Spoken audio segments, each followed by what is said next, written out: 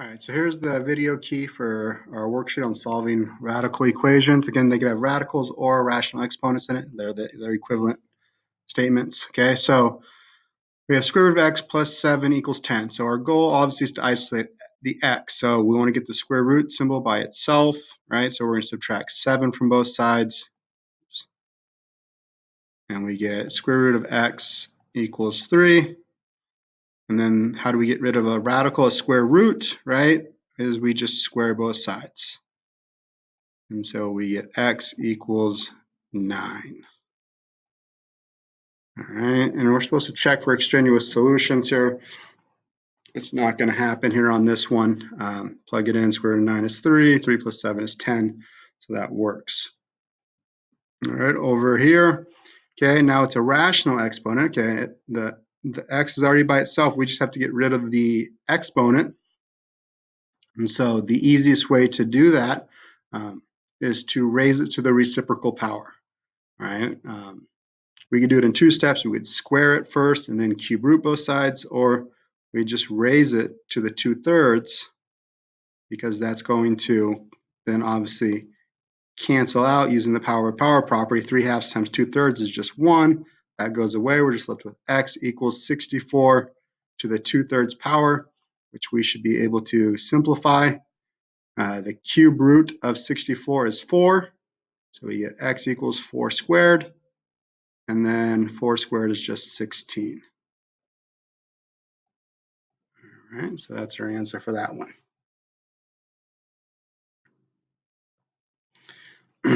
All right, now number 3, so x is already by itself. We just have to get rid of the exponent. So again, raise it to the reciprocal power.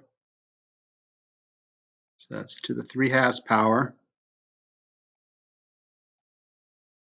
All right, so again, those cancel out over there, leaving you with just x equals, okay, 9 to the 3/2. Now, again, I mentioned this, okay, the other week, is now we're solving, we're not simplifying.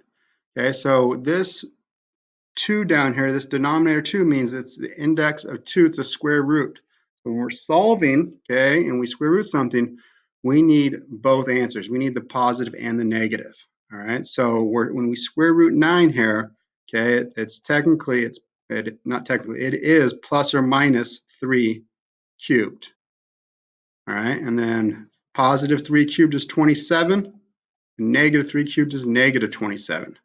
We get two answers, plus or minus 27. All right, and they're both going to work here. Okay, because if you plug in a negative over here, right, you cube root negative 27, you get negative 3, but then when you square it, negative 3 squared is positive 9. So that's correct. All right, on number 4 here, so it's not by itself, so we got to subtract 13 first.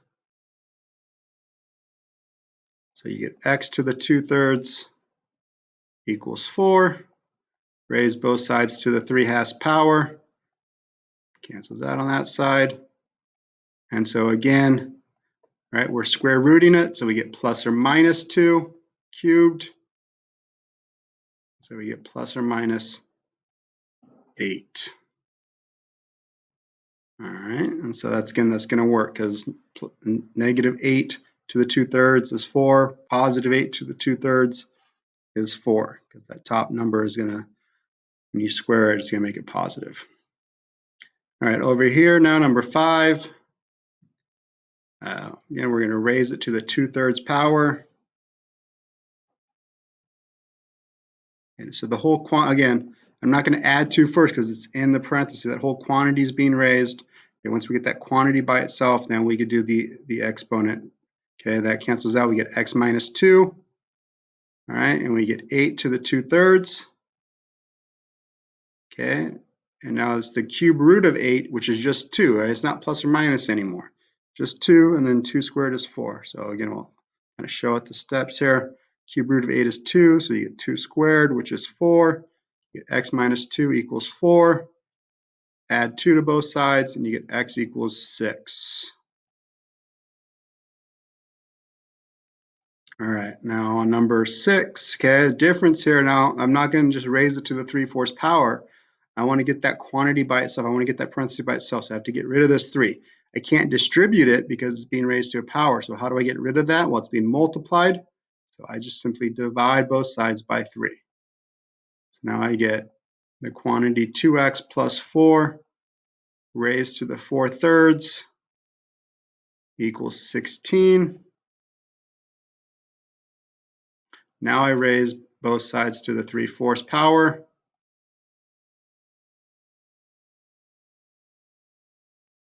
So I'm left with 2x plus 4 equals 16 to the 3/4. Now, again, when I do the 4th root of 16, okay, and I'm solving here, so it's plus or minus 2 cubed. All right, so that's 2x plus 4 equals plus or minus 8. All right, so again, I'm going to get 2 answers here. All right, so I'm going to get, kind of running out of room here, I'm going to get 2x equals 4. That's 8 minus 4, and then I'm going to get 2x equals negative 12. All right, that's negative 8 minus 4. All right, so I get x equals 2, x equals negative 6. All right, and then these should both work, right? 2 times 2 is 4, 4 plus 4 is 8. Okay, so the 8 to the 4/3 is 16. 16 times 3 is 48. Plug in negative 6 here, you get negative 12. Okay, plus 4 is negative 8. Okay, you cube that, you get negative 2. Negative 2 to the 4th, again, makes it positive 16. That works. Okay, so over here, I'm going to subtract 3 first.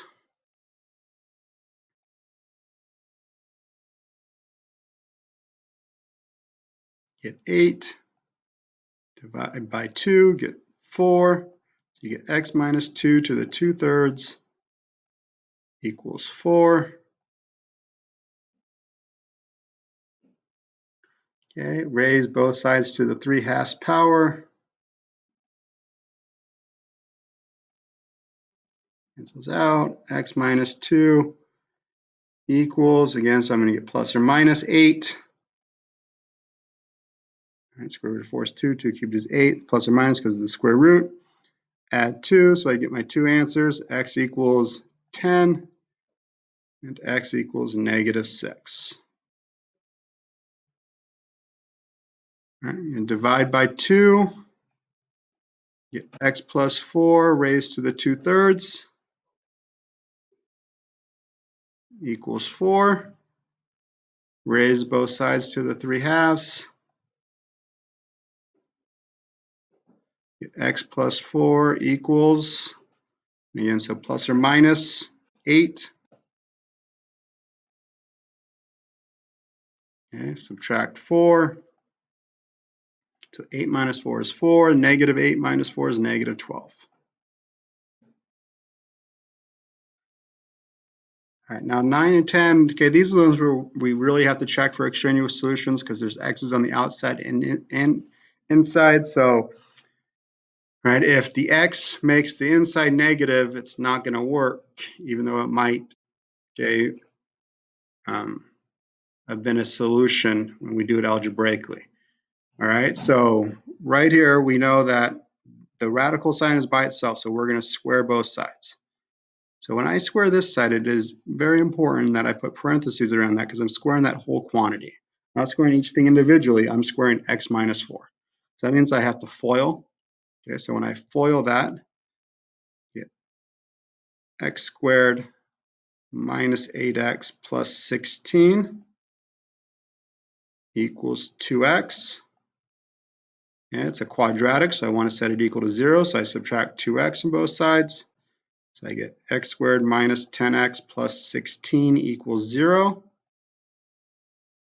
And what multiplies up to positive 16 and adds up to negative 10? It's going to be negative 8 and negative 2. So x minus 8, x minus 2 are my factors. Again, you could use the quadratic formula if you wanted to.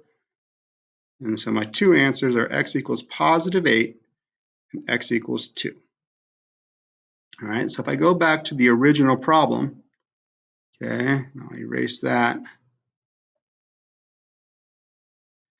Okay, if I plug in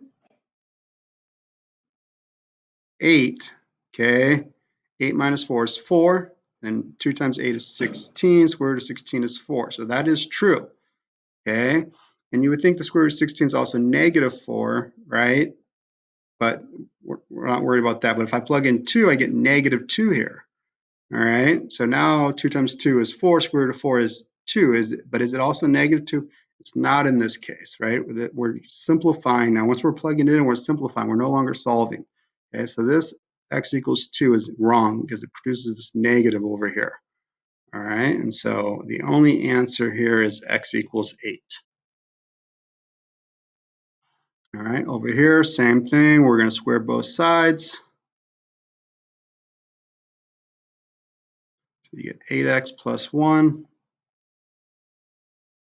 equals x squared plus 4x plus 4. Again, remember, I'm foiling, right? I'm not squaring each thing individually. I'm foiling. I'm doing x plus 2 times x plus 2, and I'm foiling it out.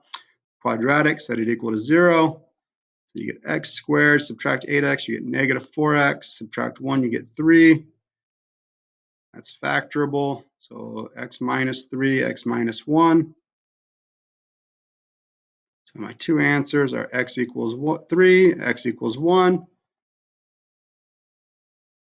Again, we go back to the original problem. Do either one of those make the right side negative? So 3 plus 2 is 5. So if I plug in 3 over here, I should get 25, right? 24 plus 1, 25. That's good. Plug in 1, that's 3. That's 9. So in this case, both of them work. All right, and so that's how we solve radical equations.